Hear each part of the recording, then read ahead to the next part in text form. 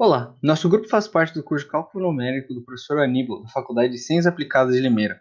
Neste vídeo, iremos abordar a aplicação de métodos iterativos para a resolução de sistemas lineares, utilizando temperaturas de uma placa de calor como exemplo. Utilizaremos os métodos de Gauss-Jacobi e Gauss-Seidel. Mas o que é o método de Gauss-Jacobi? O método de Gauss-Jacobi consiste em transformar um sistema linear AX igual a B, isolando as incógnitas a partir da diagonal principal da matriz A, transformando assim o sistema em um sistema x igual a cx mais g. A partir de um vetor inicial qualquer e do sistema linear definido anteriormente, e a partir de várias iterações, podemos encontrar soluções para o sistema linear. Neste exemplo, iremos mostrar mais claramente. A partir da diagonal principal desse sistema, isolamos as nossas incógnitas x1, x2, x3. Então, utilizamos nosso vetor inicial 0, 0, 0 e encontramos o valor de x1, x2, x3 para este vetor. Estes valores serão utilizados em nosso próximo vetor, e então realizamos o mesmo processo, realizando assim a nossa primeira iteração, encontrando novamente valores de x1, x2, x3 cada vez mais próximos da nossa solução do sistema. Para a aplicação de Gauss-Jacobi em Python, a gente considera que o sistema está na forma matricial de AX igual a B. Bom, primeiro a gente define o valor de n, que é o tamanho da matriz B, fala que o sistema tem solução e que x igual a cópia da matriz B. A gente cria um loop do tipo for, que vai de 1 até n mais 1, e dentro desse loop a gente verifica o valor do pivô. Se ele for maior que 0, o sistema terá solução, então a gente faz essa operação. Se ele for menor que 0 ou igual a 0, não terá solução, então o loop vai ser quebrado.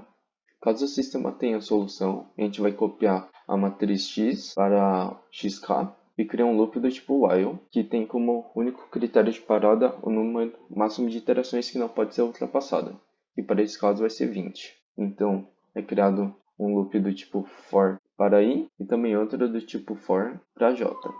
Se i for diferente de j, será feita uma soma. Então, se diz que o valor do termo de xk i será esse daqui, sendo que essa operação aqui vai ser feita n mais uma vezes. Então, a gente tem uma condicional if que tem como base a função comparar.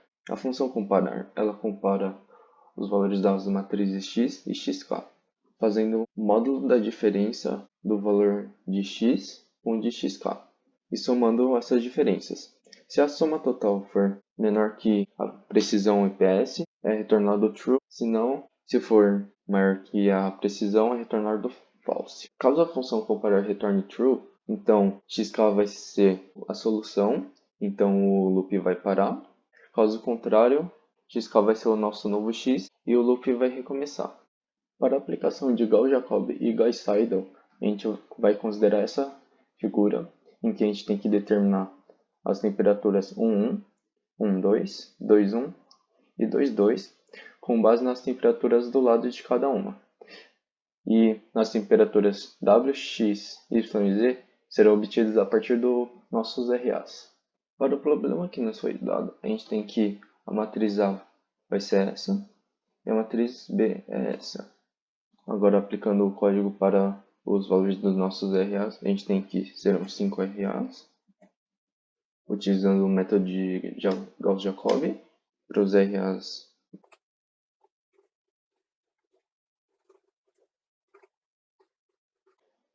Aí a gente vai ter que, para o primeiro RA serão 15 interações, sendo essas as temperaturas encontradas. Para o segundo RA, também 15 interações e essas as temperaturas. Para o terceiro RA, 16 interações e essas temperaturas. Para o quarto, 16 também. Essas aqui as temperaturas. E por último, para o quinto RA, 16 interações e essas são as temperaturas. O método de Gauss-Seidel é um aprimoramento do método de Gauss-Jacobi, criado com o objetivo de acelerar a convergência, ou seja, utilizar menos iterações para chegar mais rápido à resposta. Bom, ambos os métodos, tanto o método de Gauss-Jacobi quanto o método de Gauss-Seidel, eles transformam um sistema linear AX igual a B em x igual a cx mais g, fazendo isso isolando o vetor x. A diferença entre os dois métodos é que no caso do método de Gauss-Seidel, para calcular essa componente x, anteriormente a gente já calculou a componente x1 de k mais 1. Por isso a gente utiliza aqui no cálculo esse x1 de k mais 1. Isso é vantajoso, pois esse x1 de k mais 1 é uma aproximação melhor para o vetor x1 do que o x1 a k. Como no caso do cálculo do x2, de k mais 1, a gente só tem calculado o valor de x de k mais 1, os valores posteriores a isso continuam sendo calculados com k, já que a gente não tem o valor de k mais 1 calculado. E de uma maneira geral, para o cálculo de xn de k mais 1, a gente vai utilizar aqui um x1 de k mais 1, que foi calculado anteriormente, é o primeiro número, e o último aqui seria x de n menos 1 de k mais 1, já que no caso do n, o n menos 1 já foi calculado e por isso a gente pode utilizar o k mais 1. Bom, na expressão geral, para se fazer o cálculo de uma componente xi, a diferença entre o método de Gauss-Jacobi e o método de Gauss-Seidel é que no caso do método de Gauss-Seidel, a gente vai precisar dividir a somatória em duas, já que quando a somatória vai do j de 1 até o i menos 1, a gente já tem o valor de x de k mais 1, que foi calculado anteriormente. Já no caso, quando a somatória vai de i mais 1 até n, a gente não tem o valor calculado anteriormente, pois esse é um valor posterior ao valor que a gente está calculando, e por isso que deve se manter o x de k. O esquema do método iterativo de Gauss-Seidel pode ser escrito na forma matricial.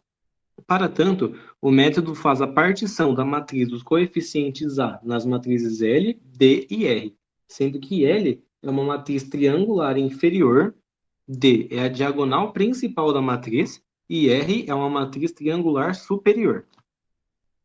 Bom, como nós decompomos a matriz A nas matrizes L mais D mais R, a gente pode reescrever o sistema linear da seguinte maneira, substituindo o L, D mais R no A da equação, de forma que chegamos à expressão final seguinte: x é igual à inversa de d vezes b, menos a inversa de d Lx, menos a inversa de d Rx.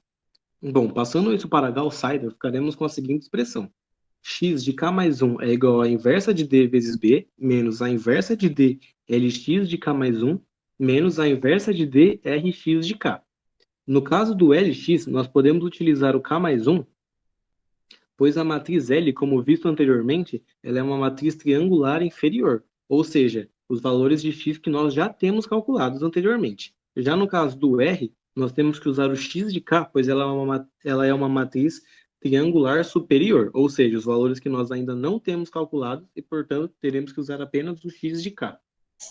Bom, em termos de programação, há apenas algumas mudanças para se fazer em relação aos códigos de Gauss-Jacobi, modificando para Gauss-Seidel.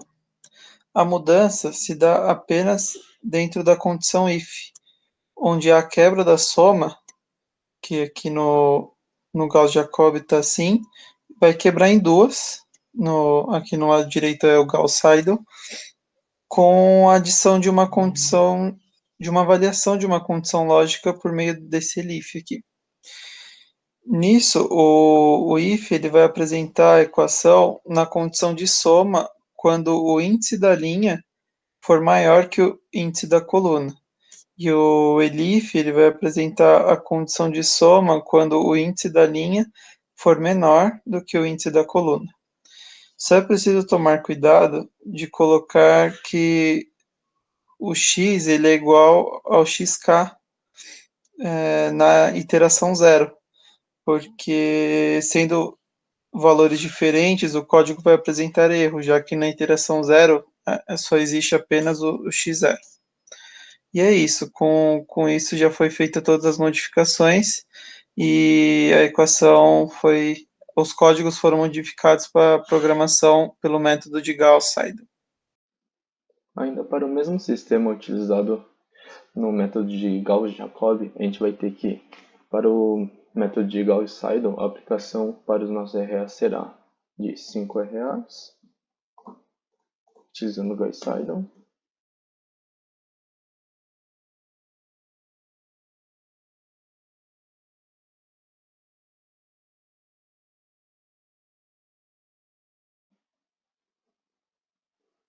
Assim, para o primeiro RA a gente vai ter 8 iterações, e essas as temperaturas.